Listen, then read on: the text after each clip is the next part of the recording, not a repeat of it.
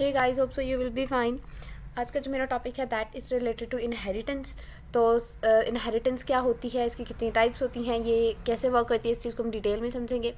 So first thing is के सबसे पहले मैंने यहाँ पे एक सिंपल सा कोड लिखा हुआ है जस्ट टू सी कि मेरा सही से रन कर रहा है कंपाइलर या नहीं। तो सिंपल मैंने एक इनहेरिटेंस की क्लास है और उसके अंदर मैंने मेन फंक्शन और प्रिंट कराया हुआ है। मेरे पास प्रिंट आउटपुट आ गई, इसका मतलब है ठीक है। अब सबसे पहले मैं बताती हूँ कि इनहेरिटेंस होती क्या है। ठीक है, सो इनहेरिटेंस बेसिकली बहुत दफ़ा आपके पास मान लो ऐसे होता है ना कि आपको चाहिए होता है, आप कोई ना कोई पार्ट ऑफ कोड है जिसको आप लिखते हो, ठीक है, और आप एक और क्लास के अंदर उसी पार्ट ऑफ कोड को एग्जीक्यूट कराना चाह रहे थे, ये उसी पार्ट ऑफ कोड को एक्सेस करना चाह रहे थे, ठीक है। क्योंकि मान लो दो क्लासेस हैं, ठीक है, एक क्लास के अंदर आपने उसकी कुछ एट्रीब्यूट्स प्रॉपर्टीज़ डिफाइन कर दी, एक और क्लास है जिसके अंदर आपने कुछ और एट्रीब्यूट्स डिफाइन किए, बट आप चाहते हो कि इसके अंदर वो वाली सारे एट्रीब्यूट्स और प्रॉपर्टीज आते हैं जो मैंने पहली क्लास में लिखी हैं, ठीक है, ताकि मैं दूसरी क्लास का जब ऑब्जेक्ट बनाऊँ तो मेरे पास इसके अपने मेथड्स और प्रॉपर्टीज़ तो आई ही, बट जो मेरे पास फर्स्ट क्लास है उसकी भी प्रॉपर्टीज़ मैं इसके ऑब्जेक्ट के थ्रू एक्सेस कर सकूँ। तो ये आप कैसे करोगे, ये आप करते हो इनहेरिटेंस के थ्रू, ठीक है। आप एक पेरेंट क्लास बनाते हो और एक चाइल्ड क्लास बनाते हो, ठीक है। चाइल्ड क्लास के अंदर आप पेरेंट क्लास की सारी प्रॉपर्टीज़ इनहेरिट कर लेते हो, ठीक है।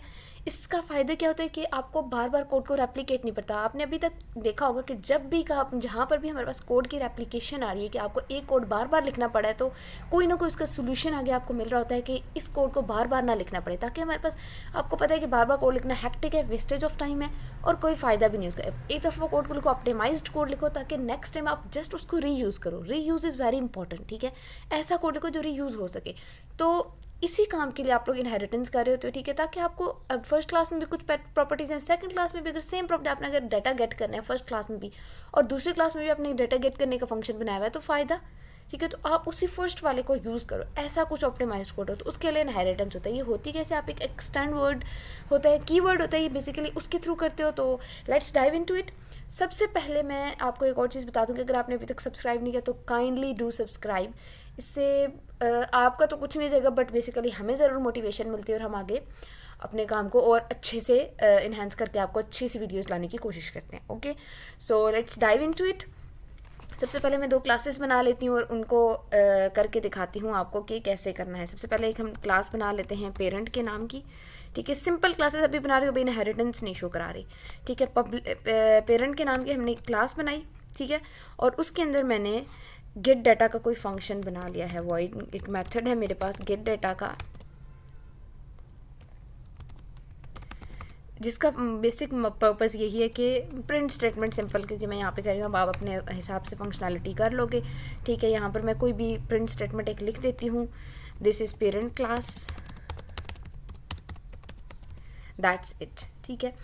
अब आप एक चाइल्ड क्लास बनाते हो, class child,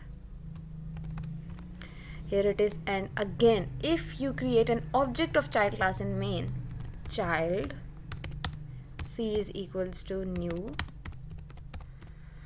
child, and if you want to access from c this get data function, that is not possible. Basically it's throwing an error here. You see here's an error here. ये error क्यों आया है, क्योंकि आप child class के through आप अपनी parent class की किसी प्रॉपर्टीज़ को एक्सेस करें, बल्कि आपने उसको बताया तो है ही नहीं कि ये इनहेरिटेड हुई है। तो उसके लिए आप क्या करते हो, आप एक कीवर्ड यूज़ कर देते हो एक्सटेंड्स का, एक्सटेंड्स पेरेंट, दैट्स इट। आपका एरर हट चुका है, इसको रन करके देखते हैं। आपके पास पेरेंट क्लास वाले का दिस इज़ पेरेंट क्लास, ये देखो आ गया ना, हेलो तो ऊपर वाला है, तो दिस इज़ पेरेंट क्लास आपके पास आउटपुट आ गई। तो आपने एक गेट डाटा का फंक्शन जो कि आपने पहले बनाया था, आपने दोबारा नहीं बनाया, बल्कि अपनी दूसरी क्लास के अंदर जस्ट पेरेंट क्लास वाले फंक्शन को यूज़ कर लिया, सिर्फ उसके ऑब्जेक्ट के थ्रू एक्सेस करके। आपने यहाँ पे कोई कोड लिखा भी नहीं, यहाँ पे अगर आप कुछ इसके अपने फंक्शनैलिटीज़ या फीचर्स बताना चाहते हो तो आप बता सकते हो, बट आप पेरेंट वाले भी अब प्रॉपर्टीज़ यूज़ कर सकते हो। वाई, क्योंकि आपने इनहेरिटेंस करा लिया, आपने एक्सटेंड्स का कीवर्ड यूज़ कर लिया। तो आप देख सकते हो कि कितना मज़े का फीचर है, कितना इंपॉर्टेंट है, और इंटरव्यूज़ वगैरह में इसके बारे में काफ़ी पूछा जाता है। यहाँ पर आपके लिए एक बड़ा इंपॉर्टेंट क्वेश्चन भी है कि आप लोग सर्च करके बताओ कि how many types of inheritance are there, ठीक है। आप टाइप्स बताओ मुझे, नेक्स्ट वीडियोज़ वैसे टाइप्स पे ही आ रही है, मैं आपको बता भी दूंगी कि कौन कौन सी टाइप्स हैं। सारी टाइप्स के ऊपर हो सकता है अलग से वीडियोज़ आए, और अगर मैं चाहूँ तो 2-3 इकट्ठी भी करके दे दूँगी, बट इट डिपेंड्स, आप आगे देख सकते हो। और आप लोग एक दफ़ा ज़रूर सर्च करो कि टाइप्स ऑफ इनहेरिटेंस कितनी है और क्या क्या है, ठीक है। और यहाँ तक आप पहुँच गए हो तो thank you so much for watching. आपको अच्छी लगी है तो लाइक कर दो और सब्सक्राइब ज़रूर करके जाना।